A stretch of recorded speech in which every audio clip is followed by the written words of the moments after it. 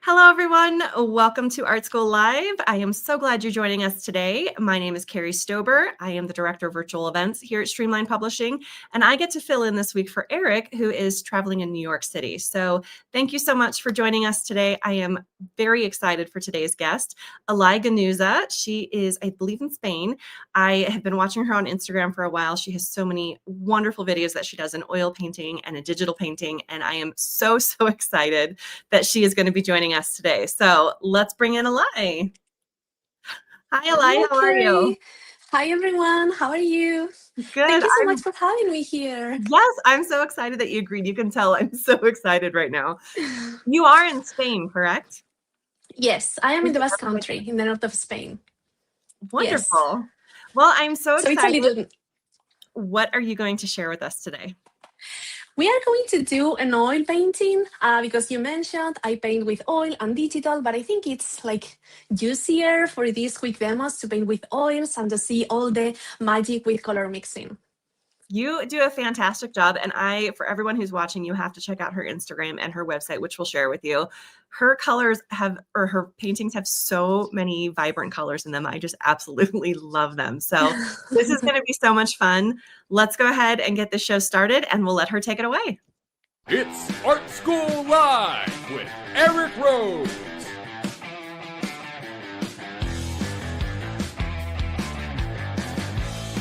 Now, here's your host, Eric Rhoads. Kari Stober.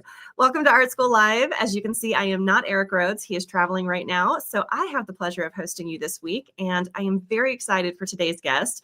We have Spanish artist Alai Ganuza joining us today. Look at those beautiful colors. I absolutely adore her paintings. They make me so happy every time I see them on Instagram.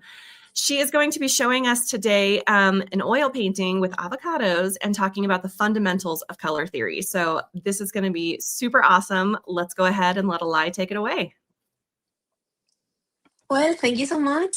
Let's start with some basics. I am going to cover a bit all the materials that we are going to use today, and then we can start painting. This is going to be a bit fast because we want to fit like entire painting in a short period of time. But if you want to paint with me, feel free to go ahead. So let's start with the materials. You are going to see like a lot of camera changes and weird things. I hope it's not like messy. So this is the first thing that we are going to use. With oils, I don't know if you're familiar, but you should use a solvent. This is a regular solvent. I am sure you're super familiar with this.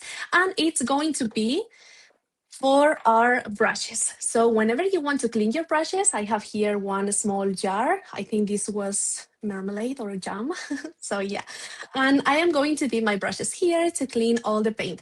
But if I want to make my paint thinner without cleaning it, you will see that in practice a lot of times. I am going to use this solvent-free fluid. You have many solvents in the market. They are super popular these days. This one is going to make everything dry faster, which is a pain with painting with oils. Everything dries super slow, so this is going to help us. And it's going to make our paint go fluider. So I have it here, the two things. I know this is something that you will ask. This is why I wanted to cover it real quick. So I have here my solvent, and I have here my medium. And the paints that we will use today are here. We are going to paint an avocado scene. This is the one that I have here for you. So it's going to be super colorful. And for that, I have a really simple palette with titanium white, Hansa yellow, naphthol red, quinacridone and magenta, Diex purple, ultramarine blue, cobalt teal, or turquoise. And I think this is phthalo green or phthalo emerald. I had this from a previous painting. Maybe it will be useful, so I didn't want to get rid of it. But yeah, super simple, yellow to red to blue, a black substitute, and a white. So we are ready to start. And for that, I am going to use paper. This is oil paper. I guess you can see the texture. It's suitable to paint with oils, acrylics, and all these paints, but it has like a canvas texture, super interesting. And I will start with the sketch. So let's change to this setting. this is the painting that we will make, and you will see how easy and convenient we are going to make everything. So I will start with markers. Instead of doing like a super formal drawing with graphite, with sanguine or things like that, I am going to mark here what you see. So this is what you see, right? Yes. I don't want you to miss anything with my crops. So let's make like something like that. Because this is zooming. Yeah, perfect. So you should be able to see all this. And this Okay, is just a perfect. basic acrylic marker, right? Yeah, this is a normal acrylic marker, and the acrylic is very nice to paint underneath the oils. It's going to dry super, super fast, and you can paint with the oils on top of it. Not the contrary order, but with this method, you can draw and you can make your things super, super fast. You can do like imprimaduras, things like that. Yeah, it's super fun to paint. We all know how to do our drawings with a pen, right? It's super comfortable to use. It's not like a charcoal that you have to put yourself super far from the painting. So yeah, I just got some acrylic markers a couple weeks ago, and I've had so much fun with them. they are super, super fun to play with, yes. So we are going to do these avocados with them. Well, just the drawing, and you can see that I am doing like a super fast sketch because I am not worrying about the shape a lot. I just want to place them in the composition because everything is going to happen with paint. So let's not forget about the shadow. Yeah, something like that. So we are ready to start. It's super easy. I think it was like a minute or something like that. Yeah, it's not perfect. It's not like exactly as we have in the reference, but who cares? I am sure the avocados will not complain if we make them taller, thinner. So let's get used to that. Okay, and now we are ready to start. That's the thing. It's super, super convenient. Everything is dry, so we can paint onto it without making any mess. Unlike when we do with pencil, with graphite and all that, everything is messy. You have to seal that up, and it's not as comfortable for me. So let's stay into this one, and let's start with some mixing. So this is the tool that I use. This is a knife, and let's start by doing some greens. So if you mix your blue and your yellow, you will see your green appearing. And I usually do it is. I love painting avocados with this color because, look, if you make your greens with ultramarine, for example, you are not going to have a radiant green. You're going to have more like an olive green. Can you see that? Yeah, I can. So this is great because I come from a pastel background where there's not a lot of color mixing. So I've been practicing with that, and I've always been using ultramarine blue. So now I need to use turquoise to get those green. Or phthalo, cyan, something like that. Ultramarine is the most common one. We have been using it a lot, and cobalt blue also, and they tend to make these greens, which they are nice, but I don't know. So yeah, maybe we can use that, but I prefer having more intense greens for an avocado because when I think of an avocado, I think of super intense greens, and yeah, I think it's going to look better. So I think with that, let's do maybe just a little bit of blue and white. Maybe that's a lot of blue. So something lighter. And once I have a couple of paints in my palette, I can start painting without making like all the mixers all the time. So I think I am going to start with some white brushes. Let's see what I have here. So our first question is, how do you keep the values the same when you're saturating the color from your reference photo? The short answer is keeping the values the same. So That's a difficult question because you have to squint your eyes and be sure that your values are really nice. I usually recommend check with your phone. With your phone, you can put everything into black and white and use it like a filter, and you can check if your values are correct. Mhm. For me, what I do here is I have like this filter. And if I have to check, like when I am teaching, because this setup that you can see on the screen, this is only for teaching for my classes. So when I need to check, I put everything into black and white, and I can see if the colors in my palette can mix or can compete with the values of the screen or with what I have here on my palette.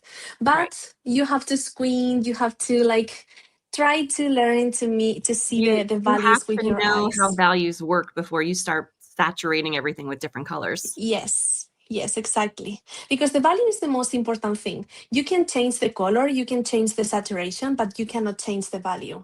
So Right. for example, now with this color that we have here, if I put like here, you can see that maybe it's even dark. I should Yeah. put more white to it. This is also happening because of the white of the canvas. This is influencing us, and we can see everything a bit different just because of it. This is why sometimes I prefer starting with a pink or orange or yellow underpainting. But yeah, can you see, look, let me show you with blue, for example. If I just grab my blue here from the palette, I know that I am contaminating my colors, but it's fine. We are in the same family of colors. So if I pick up my blue, can you see how it's Mhm. pretty thick? I Yeah. don't know if you can see that, but if I mix that with medium, remember from before, this is a common question that I have. If I put like a little bit of medium in my palette, when I go again, I am going to Oh, cover much it. nicer. It's super fluid. It's super juicy in comparison. This is why I love using the medium. And this is why when you see, for example, my reels, some people ask me, is this acrylic? Because it's super fluid. No, it's not acrylic, but I am using acrylic brushes, or they are for both, but I think they are more for acrylic brushes and the medium. So it looks like acrylic, it looks fluid, but it's not acrylic. Wait, so the medium that you're using is for acrylic or it's for oil? No, it's for oil, but Okay, just make it look acrylic. it Okay, makes the paint look, yeah. gotcha. And you can see now in my palette how I am not like covering the whole thing with the same color. I am Mhm. trying with these mixers that I have, I am trying to add like different variations and trying to make gradients. And yeah, I think that's the fun of the paint. It's going to interact with some brush strokes that you have like colliding. So it's going to be super, super fun. Going to I create definitely need to magical effects. practice this technique a little more because I definitely am in that camp where I end up covering the whole thing instead of doing these little brush strokes, and this is so much more fun. Yeah, if you cover the whole thing with oils, you can, it's forgiving. You can go back and correct things if you want, but you get the risk of overworking the paint and it gets muddy. Mhm. So if you take your time, I know you want to cover the whole thing, but if you take your time and you make one brush stroke at a time, like thinking everything on the palette and then acting here on the painting, if I put something in the painting and I don't like it, I step back, I stop, and I say, okay, why I don't like, maybe this is too cold. If I take a look here, I have like, you can see the palette. So this is almost yellow. Can you see how the color Mhm. here is almost yellow? So sometimes I like adding these blues to make a bit of contrast, but others I prefer being more loyal to the reference. So if I don't like that, I step back, I take a look why I don't like it, or I measure the values. Sometimes that's the problem. And then I go back when I correct everything on my palette instead of rushing and doing like the whole thing at Yes. once. That's super, super common. And I think I am going to paint the whole thing with the same brush because it's really nice for the size. But Can I you remind like me what size are you painting in? this is a 2, but I never recommend going or trusting these sizes Yeah, they're all because I can different. show you. Yeah, what? Can you say that again? Oh, I said because they're always different. Like from brand to brand, the sizes aren't the And in same. the same brand. This is the same brand. So why this one is a 6 and this one is an 8? I cannot get it. Oh, Why? yeah. So this is the same brand. Can you see the little Yeah. numbers? Huh. I cannot get it. This one is like a bigger number than this one, which is double size. So yeah, never trust the number. Just get the ones that you like, the ones that you feel like will work. Trust your instincts. But yeah, I have several the same size. So instead of using the same one, if I don't want to clean that up, because you can see here, my solvent is still clean. Mm-hmm. I haven't touched the solvent yet. So if you feel lazy to do that, grab a different brush. So yeah, let's cover the whole thing real quick so we can do the little bit and all that. One of the things that I always get in the comments and all that is the little perfectionist inside we have, that we don't want to leave all these white dots. It's so annoying. You want to cover the whole thing. It's so annoying, but I learned to embrace them and let them be. So yeah, I think that's a great it's painted. lesson.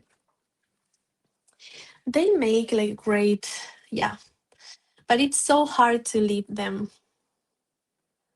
Okay, let's do with white because we can see here that this is like, whoops, this is like the most, like the lightest part on our avocados, same as here. So we are going to paint that now, and that way we can see if the rest of the values are correct.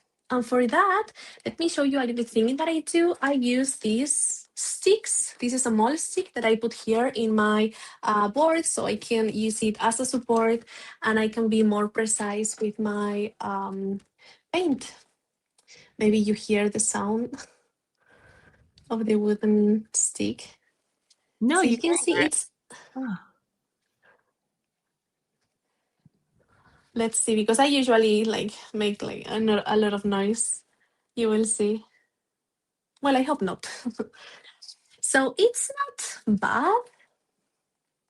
I am always like squinting and it helps me to have like another screen with my with what you see, but I think maybe we could be like more accurate in values.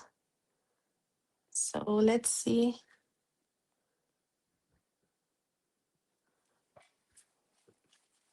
For this part, maybe let's see if I can do something with this one that I made. This one I made it with ultramarine, remember? So let's use it.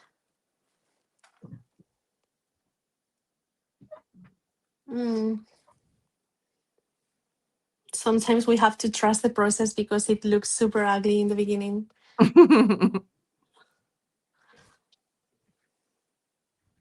So do you also paint, Kari?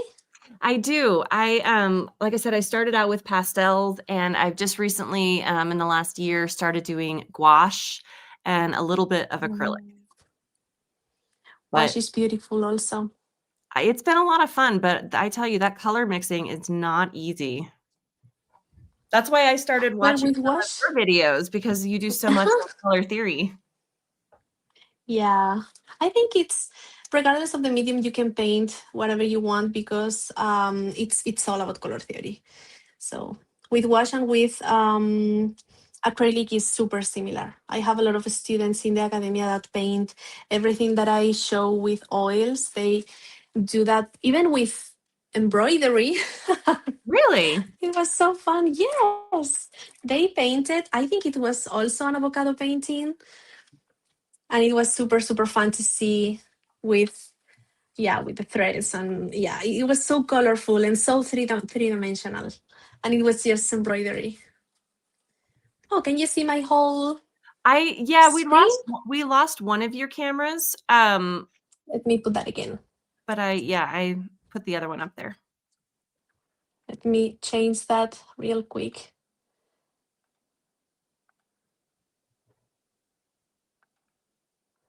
Okay.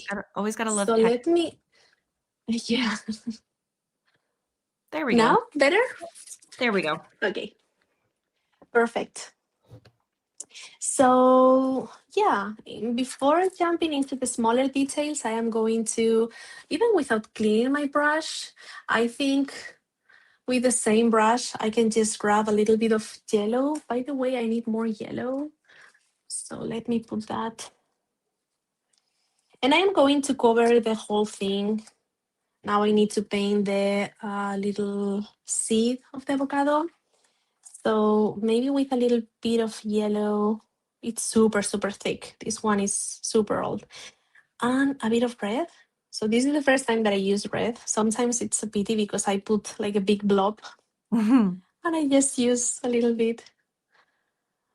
It's fine. So yeah, the medium is amazing to make everything thinner and more fluid. Let's see if I like this color. So that's what I was talking about before. You make a color in your palette, you check, and you say, okay, this is not the color that I want. Of course, I want to saturate my colors a little bit, but not that much. I don't want to put red instead of brown. There's a limit in saturation, right? Or is it not? I don't know. You're the expert. I like it, but I feel like if you saturate everything like to the maximum, nothing is going to stand out because everything is Right. going to look the same. So sometimes it's fine to use some areas more gray, less saturated, and just use the saturation when you want to make something like pop. So let's see. Do I like it? Not yet. Maybe with yellow and white.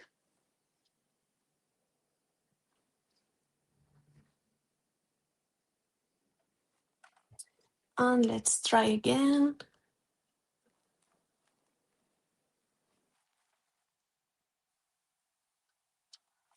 Now, do I like it?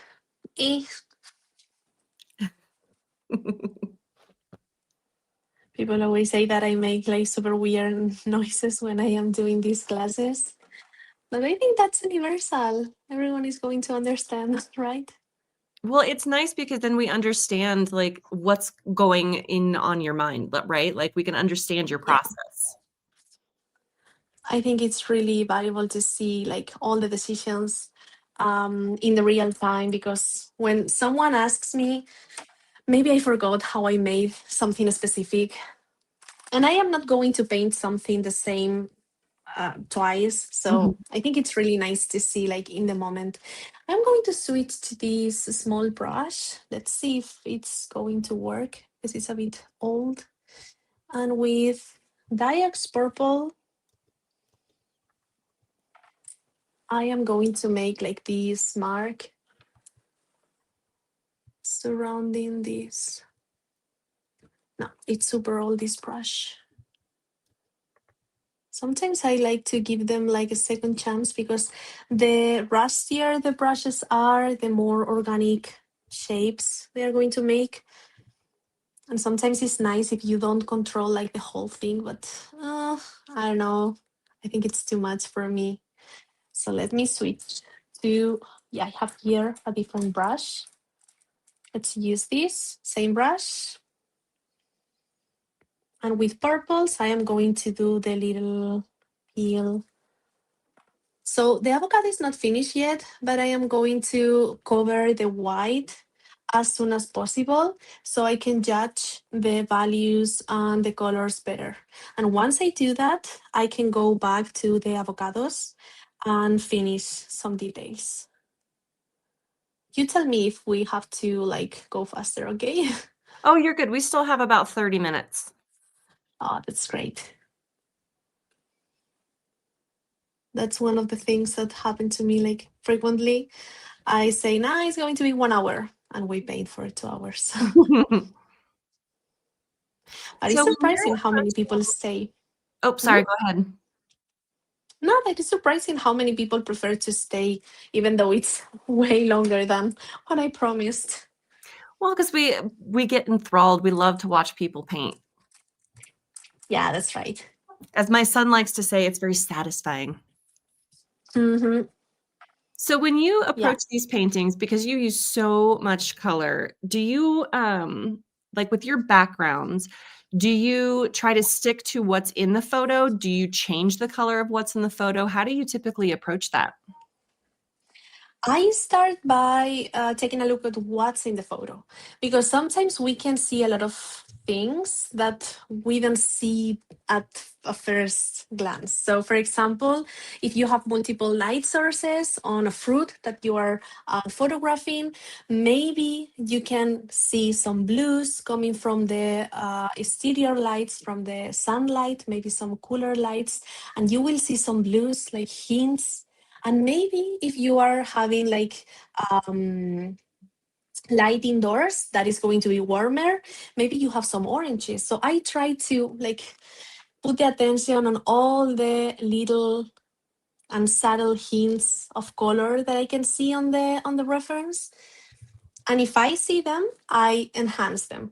If I see something bluer, I paint blue. If I see something yellower, I paint yellow. But if I don't see anything, I try to interpret it like with my experience, and I don't know, I try to put more into the painting, not just what I see. Mm-hmm. It's a bit more difficult.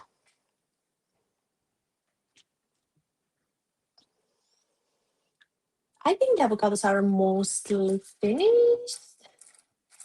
Maybe, so this is the first time that I am going to clean a brush just with solvent, and it's going to be the small brush.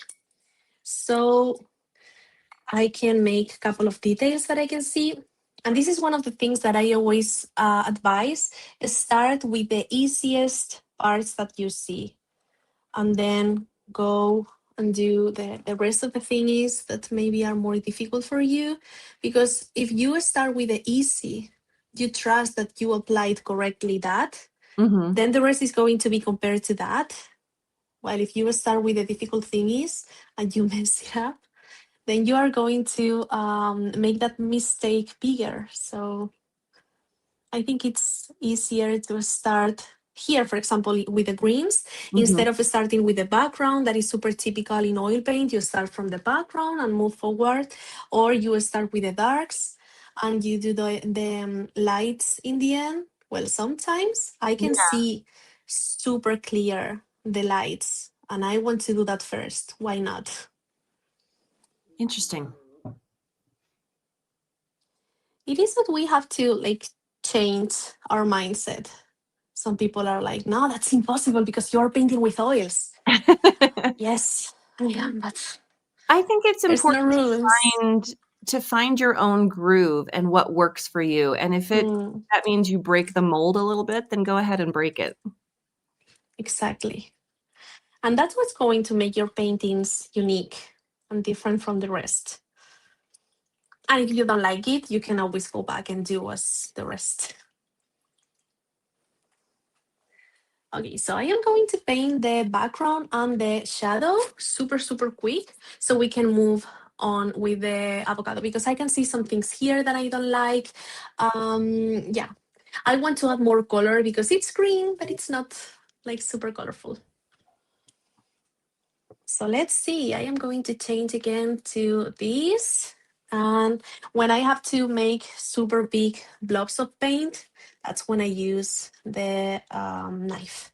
So let's do maybe a purplish color. I think it's going to look cute for the shadow. Let's see. I try. If I don't like it, I go back to my palette and change it.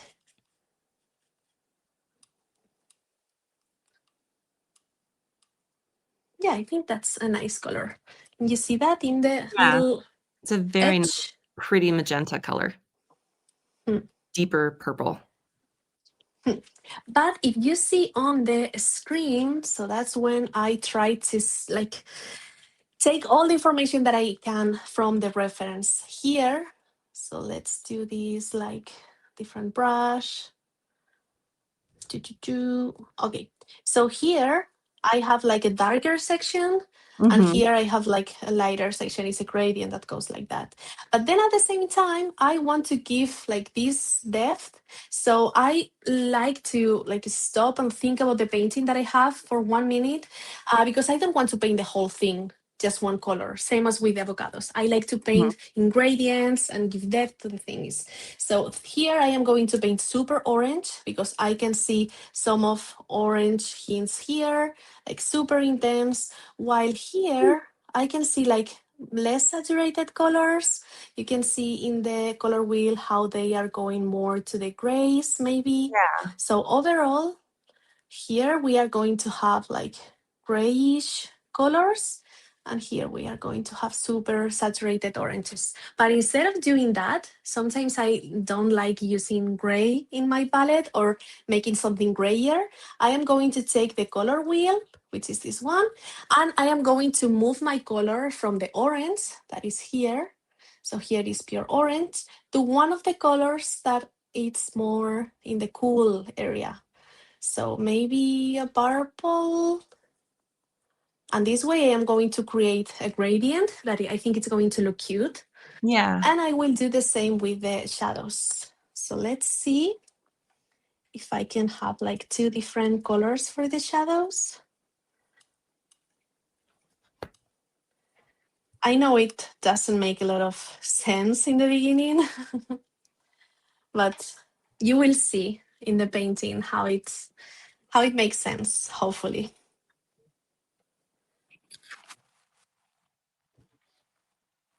Let's test. Do I like it?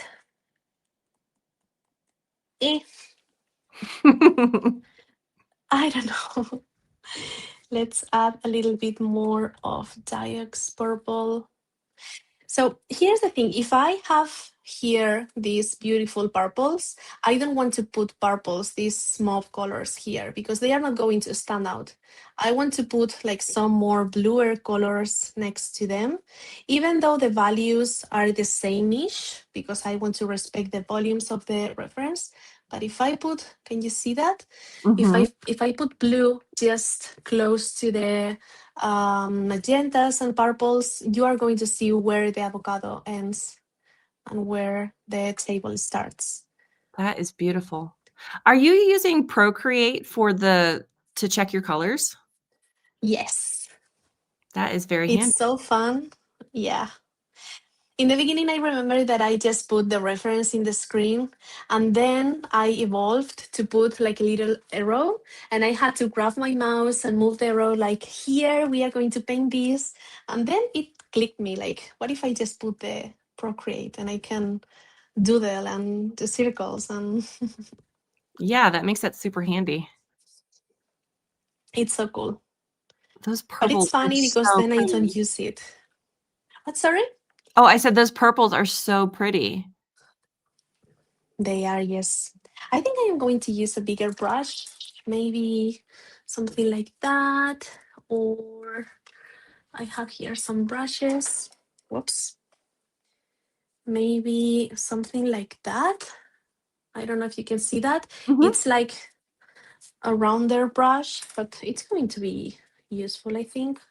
Or maybe if we want to stay in the flats, this one. Let's go. Because I don't have the patience to cover the whole thing with a small brush. Yeah, I wouldn't either. I'm a very impatient painter, I've come to find out. And I think that's to my Damn it. detriment. Like I need to work more on slowing down and actually like Well, preparing. maybe not. Maybe that's your forte. Maybe you can use that in your advantage and use more expressive and fun in the moment brush work. So that's what I would love to do. So my brain is very, very mechanical, and I don't know why. It's just very like things have to be perfect. And so I end up being very tight and realist. And it bothers me so much because I would love to paint the way that you're painting. So maybe painting fast is the way that I need to try it. Exactly, 100%. You learn to do that because I was also like that. I paint photorealism, and I spent months into the same painting. It was Oh my gosh. so tiring. I was so bored. But you learn to paint fast and fun. I think you can learn to, yes. You just have to limit yourself. Like today I'm going to paint this ear for 1 hour, period. Just 1 Yeah. hour. And you will have like less pleasant results. So now let's go back to the palette again. And let's do the orange. So now we know what we have in the background. It's easy. We just have to mix that.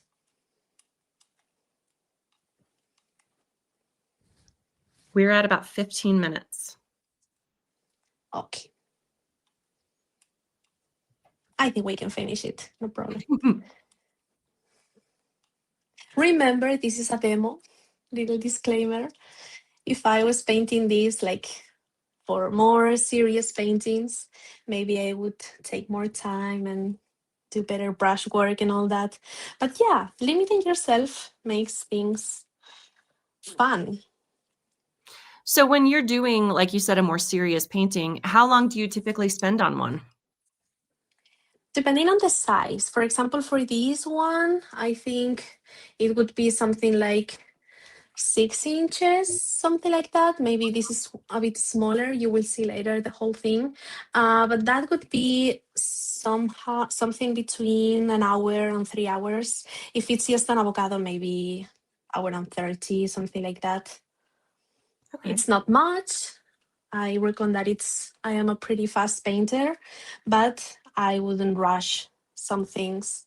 I would just go for more detailed brushwork sometimes. Sometimes, just sometimes. I love that pink.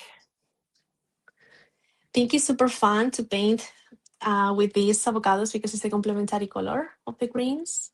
So it's going to make everything stand out a lot. And you can see how I am not using the same color. I am mixing.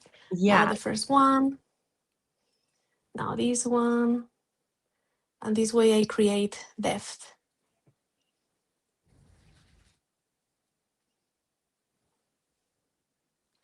It's super, super satisfying. It is incredibly satisfying. When I am painting, I don't feel that. But if I am watching other painters do this, I am like, yeah, this is. But when I am painting, I am, oof, it's so harsh. Now it's fine. And even if I don't like this today, I will come back tomorrow and I will like it, I am sure.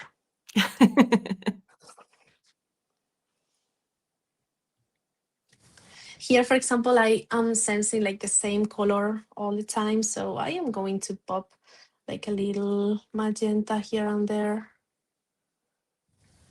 Again, trying not to add like the same color all the time.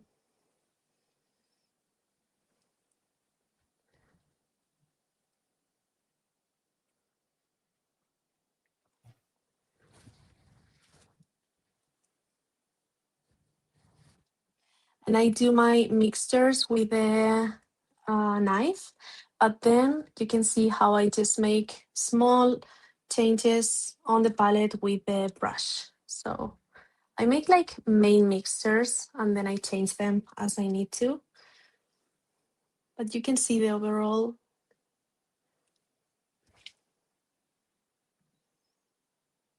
And what is cooler than pink? The purple and then the blue. So I am going to put like a slightly purplish. I don't know if I love that. It's fine. Maybe here too.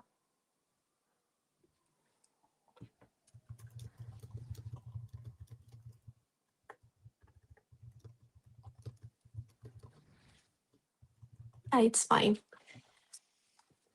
And the same, I want more yellow, pure yellow here. It's not the same value as in the reference, the background. This should be much lighter, but it's fine. the main object is with the color with the right value, and we can properly understand what is going on. So of course we have some parts where we can change things and enhance things, so it's fine. And here, something beautiful happened. We painted violets just because we wanted something bluer or cooler than the pink. So we have this violet here, and we have painted also yellows. So we have yellow opposing the violet. And if you look at the color wheel, the yellow is the complementary color of the violet. So we are having subtle contrasts of color in the whole painting. So it's super beautiful. And it makes it Well, look, in my it just, opinion. everything just pops so much more. It does. But at the same time, it doesn't lose the realism of it. It's not realistic, but you can see the whole thing like it should be. So yeah, now that we have the whole thing covered and the white is not longer influencing us, let me center this. Now I can go ahead, grab like a clean-ish brush, maybe this one. And I can add like some details, extra corrections if I need to. For example, the shadow I think is super dark. Yeah, let's start with the shadow. And in a couple of minutes, because I could leave this like that if I wanted to, but I can give like a couple of extra minutes to finish the whole thing and to make it like much, much better. Oh, I love that. So something. And once everything is more or less with the right colors, we can correct things without being like super accurate with the colors. For example, here I am going to add pure red. And because it's oils, it gets mixed. And I think it looks wonderful. For me, red is light. So I know it's going to add more sunlight sensation. And now I am going to add extra blues and extra maybe pinks. The pink is the complementary color of the green. So if I add like a couple of, now first the blue, of course. Just when I see I need a bit of contrast, like here, for example, it's not the same, it's just similar-ish. And now the pink, as we were saying. So white and maybe red. Instead of adding the magenta, I am using the red. I don't know if you can see that because it's my head, but if I add like a couple of pinks. Oh, look at that. In the same value, right? It adds so much. Here, I want to cover this too. So much life. I love it. It's so cool because you have like a green object and you can see the green on it. But at the same time, you have blues, you have yellows, you have pinks. So when you get close to it, you get so many different beautiful colors. Yeah, even though we are not losing the whole vibe of the thing. Lamia We says, have to be if subtle. this doesn't get your painting juices flowing, nothing will. Exactly. Sometimes I tell my students that when you are in doubt and you don't know how you can correct something, you think, and it will do the job. Okay, so I think it's fine. Is it perfect? No. Will I paint it differently? If I was painting it for maybe. Who knows? Maybe one detail that I can see now. Of course, the more I see the painting, the more little details I can add to it, but sometimes we got to consider it finished. But before that, I am going to add like a bit of like little highlights.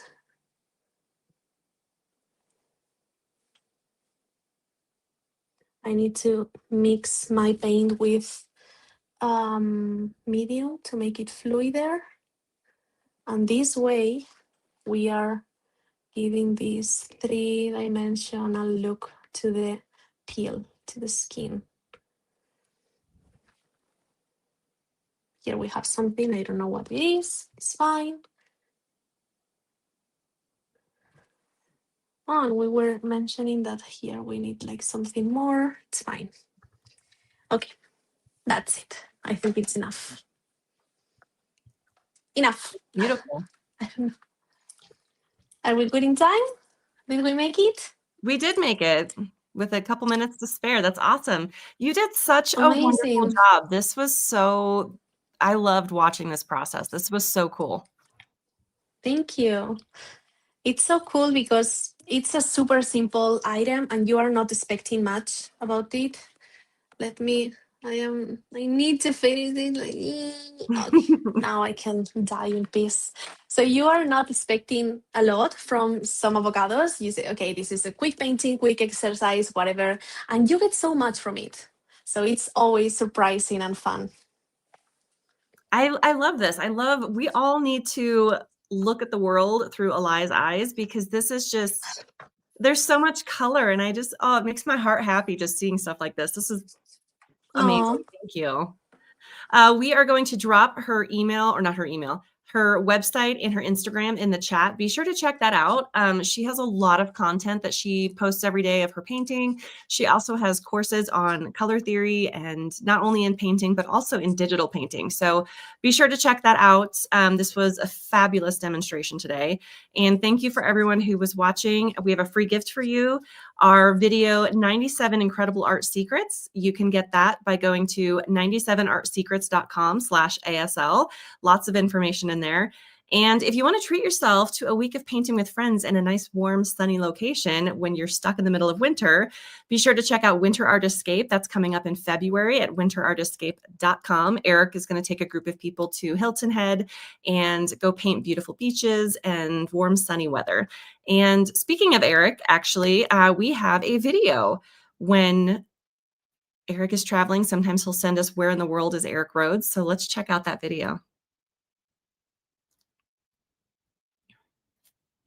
Oh, just kidding. There's a glitch. Don't you just love that? We are always here every weekday on YouTube. You can subscribe to our channel at Art School Live on YouTube. You can also subscribe or follow Eric on Instagram. He's there. And I want to bring in Alai one more time to thank her so much for joining us today. Hold on just one second. There we go. There we go. Alai, thank you so much. This was just such a wonderful treat today. I needed that today. All of this beautiful color. It's a little cloudy today, so this was amazing. You are such a good instructor. And again, everyone, I encourage you to go check out her Instagram and her website. She has so many wonderful things that she shares with everyone. So thank you so much. Alai, is there anything you want to share with us before you go? I wanted to share the little painting finish because it looks so different when you take a look from super far. Yeah. Just, I don't know. I think it's always cute to step away.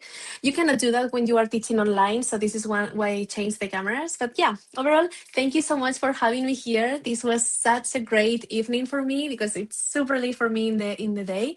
But it's so cool to share with you all this. And I hope you can follow me on my social media. Absolutely.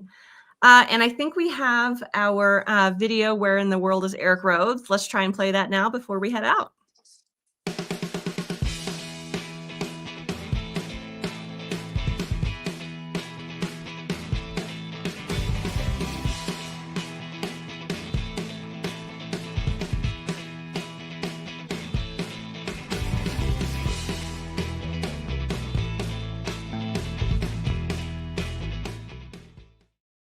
Hey guys, where am I? I am in Harvard Hall in the Harvard Club of New York.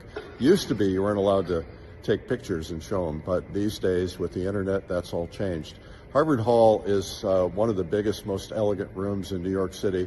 I'm hosting an event here today for the radio and television industry for our radio television publications. And we have several, I don't know, probably a couple hundred people here anyway. And we're getting ready. We've got it set for lunch, which will be in this Harvard Hall in a couple of hours. And then we will be having a big cocktail party in here tonight. What's really remarkable is that this hall is filled with portraits, and there are portraits everywhere, and it's kind of hard to know who did what, but there is at least 2 Sargent portraits in here, and there are lots of others. These are Harvard people, and they're everywhere, and it's a pretty remarkable building. We're very fortunate to be able to be here. This is a wonderful, wonderful place to be, a great setting, sets the tone. It's all part of Harvard. And so you have to be an alumni of Harvard to be able to have an event here. And so we're very fortunate to have that ability. There's a painting right there by Raymond Kinsler. You can just tell it's his style. I don't know if this one may be the Sargent. I think so. Yes, John Singer Sargent. So you can see it right there behind me. And there's even a big elephant on the wall back there. Anyway, that's where I am.